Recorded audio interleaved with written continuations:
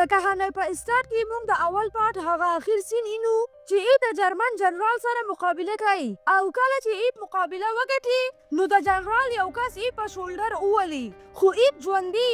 او بیا د ایب ملګری چاو ایب او فیملی ورله هانګ کانګ ته بوزي اوس ایب په هانګ کانګ کې اوسېږي ایب د مارشل آرټ سکول کولول غواړي او بیا ورته د سکول دپاره یو ځای میلاو شي خو دلته د مارشل آرټ زده کولو دپاره هیڅوک نه راځي یوه ورځ د لیون په نوم یو هلک په ایب پسې راشي او د فایټ دپاره یې چیلنج په اصل کې لیون د ایب امتحان اخیستل غواړي لیون ایب ته وایي که تا زه هراو کړم نو زه به ستا سټوډنټ شم ایب لیون په هر ځل په اسانۍ هراو کړي او د دې د لاسه لیون په ډېره غوسه د هغه ځای نه لاړ شي بله ورځ کله چې ایب د سکول دروازه بندی نو لیون د یو څو کسانو سره په ایب پسې واپس راشي او دا ټول کسان د ایب سره فایټ شروع کړي خو ایب صرف خپل دفاع کوي او هلکان نه خوږوي او بیا ټول هلکان د ایب سټوډنټ شي او ورو ورو د ایب سټوډنټ ډېر شي ایب دوله ټریننګ ورکول شروع کړي د سټوډنټ د ټریننګ یوه میاشت پوره شوې نو ایب دو ته د فیس ووایي او بیا یو څو کسان فیس ورکړي ایب د سودا دپاره یو دکان ته لاړ شي چې هلته خپل ملګری ویني نو د ده زوی ایب ته وایي چې جاپانیز ارمي زما پلار په سر وشتی و نو د هغې د لاسه زما پلار لیونی شوی دی نو ایب ډېر زیات خفه شي او بیا د هغه زوی په یو ځای کې په کار ولګوي او هغه د ایب نه ډېر زیات خوشحاله شي یوه ورځ لیون په دیوال د خپل د سکول پوسټر یې لګوي نو هلته د یو بل سکول سټوډنټ راشي او د لیون پوسټر یې وشلی نو لیون د هغه هلک سره فایټ شروع کړي او لیون په مخ ووهي نو لیون هغه په ځمکه غوځار کړي او په مخ یې وهي او دلته د هلک هغه نور کسان هم راشي او لیون ووهي او د ځان سره یې بوزي بیا دوی په ایب پسې راشي چې ایب سټوډنټ له په ټریننګ ورکولو کې مصروف وي نو دغه کسان ایب ته وایي چې موږ ستا یو سټوډنټ لیون نیولی دی او که ازادونې غواړې نو د مهي بازار ته راشه نو ایب بیا هلته لاړ شي او لیون آزاد کړي نو هغو د ایب نه پیسې غواړي خو ایب ورته انکار وکړي نو هغو ټول د ایب سره په فایټ شي خو ایب په ډېرې ارامۍ هغو کنټرول کړي نو دغه کسان بیا نورو کسانو ته هم ووایي او بیا ټول په یو ځای په ایب حمله وکړي خو ایب خپل ځان د خلاصولو دپاره د لرګو یو سټینډ راواخلي او د هغې په مدد ځان د کسانو د وهلو نه خلاصوي خو د یو څو کسانو سره وړې ډبرې یي او په هغې په ایب حمله کوي خو ایب دې ځان د هغې سټینډ په ذریعه خلاص کړي بیا جن د ډېرو کسانو سره راشي او هغه نور کسان د فایټ نه منع کړي او بیا د هغه سټوډنټ استاد راشي چې نوم یې هنګ نو ایب ورته ټوله قصه وکړي خو ماستر هنګ د ایب یوه خبره هم وانه اوري او ایب ته وایي که ته دلته د مارشل آرټ سکول کولول غواړې نو تا به د نورو سکولونو د ماسترانو سره مقابله کول راځي او که تا مقابله وګټله نو بیا ته دلته سکول کولولی شي بیا دغلته د پاشتو په نوم یو پولیس راشي او ایب لیون او جین ورسره هم جیل ته بوزي کله چې د ایب ښځه خبر شي نو هغه جیل ته لاړه شي او د ایب ضمانت وکړي او جین خپل او د لیون ضمانت وکړي او ټول د جیل نه راوځي بله ورځ ایب د نورو د سکولونو ماسترانو سره د مقابله کولو دپاره راشي چې هلته یو میز پروت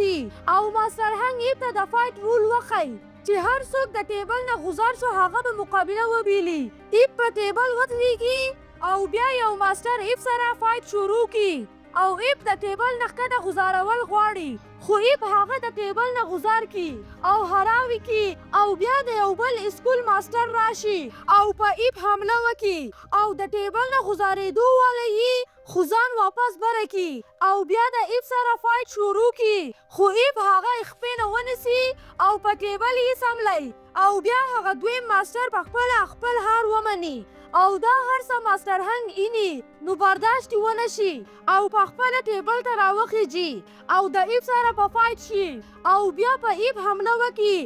او ښکته یې غوځارول غواړي خو ایب ځان د غورځېدو نه بچ کړي د هغې نه بعد دواړه په یو بل حمله وکړي او ایب ماستر هنګ له لته ورکړي او ټیبل په منځ نیم شي او دواړه واپس په مات شوي ټیبل د یو بل نه جدا ودرېږي او داسې د دواړو مقابله برابر ختمه شي او بیا ماستر هنګ ایب له د سکول کولولو اجازه ورکړي خو ماستر هنګ ایب ته وایي چې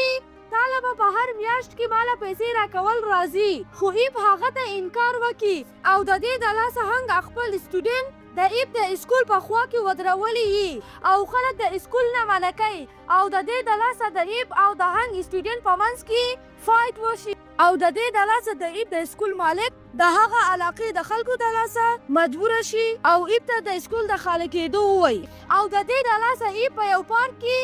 خپل سټوډنټ له ټریننګ ورکوي نو دغلته ماسټر هنګ راشي او ایپ له د بوکسینګ د مقابلې ټیکټ ورکړي او ایپ ته وایي چې بیا راشه او هنګ لاړ شي اوس د بوکسینګ مقابله شروع کېدو والی او د مقابلې دپاره د ټویسټر په نوم یو بوکسر راشي خو دی د چاینیز کونګ فو مذاق اړوي او په بوکسینګ رینګ کې چې کوم د چاینیز کسان د چاینیز کونګ فو نمایش کوي په هغو پسې راشي او ورته وایي چې ما ووهئ کله چې هغه یو کس ټویسټر له سوک ورکوي نو ټویسټر هغه ووهي او ګزارې کړي او د دې دپاره ټول خلک د خلاصون دپاره رینګ ته راشي چې ایپ او هنګ هم په رینګ کې او ټویسټر په ایپ حمله وکړي نو دلته هنګ راشي او ټویسټر له لته ورکړي او بیا ټویسټر ته وایي چې ته اوس د ټولو نه معافي وغواړه ټویسټر هنګ له د مقابلې چیلنج ورکړي او ورته وایي که تا وګټله نو زه به د ټولو نه معافي وغواړم او هنګ هم د ده چیلنج قبول کړي او د دوی دواړو فایټ شروع شي هنګ خپل د مهارت د لاسه په ټویسټر ډیر زوروري او د ټویسټر یو بوکس هم په هنګ ونه لګي او بیا دواړه لږ ساعت کینی ایپ هنګ ته وایي چې د ټویسټر په پختۍ کې ووهه خو هنګ ایپ ته وایي چې د ټویسټر طاقت د هغه په بازوانو کې دی اوس د دوی فایټ بیا شروع شي خو دې ځل ټویسټر هنګ په بوکس ووهي او هنګ غزار شي خو هنګ بیا هم هار نه مني او واپس راپاسي خو د هنګ چې د سابندي مریضي نو سای رامات شي او اخر هم غزار شي او هغلته مړ شي د هنګ مرګ د ایپ نه برداشت ونه شي او بله ورځ ایپ ټویسټر د فایټ دپاره چیلنج کړي ځکه چې ایپ د ټویسټر نه د هنګ د مرګ بدله اخیستل غواړي او ټویسټر ورته هم خوا وکړي ایپ اوس د فایټ دپاره پریکټس کول شروع کړي او بله ورځ د دوی دواړو مقابله شروع شي په اول راوند کې ټویسټر په ایپ حمله وکړي او یو څو سوکه ورله ورکړي نو ایپ غزار شي او بیا واپس زر راپاسي او په فایټ شي لږ ساعت بعد دویم راوند شروع شي